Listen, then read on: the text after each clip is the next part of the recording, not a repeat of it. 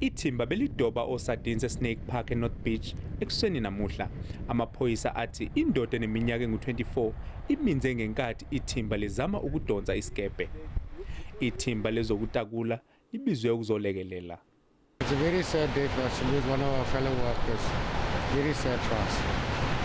We were pushing the boat to go in and we heard people screaming.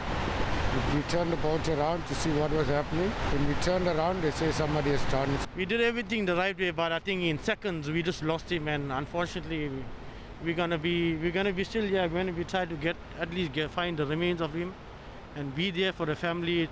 Kuqhubekile ukubhekwa kolahlekile ngezikebhe.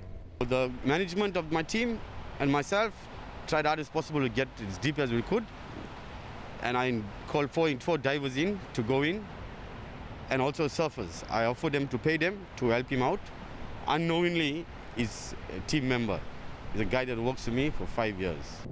Ngenxa yomoya kanye namagagasi amakhulu kumisiwe ukubheka. Kulindeleke ukuthi amathimba okutakula aqhubeke ngoLwesithathu. Londe Khadebe, SABC News, eThekwini.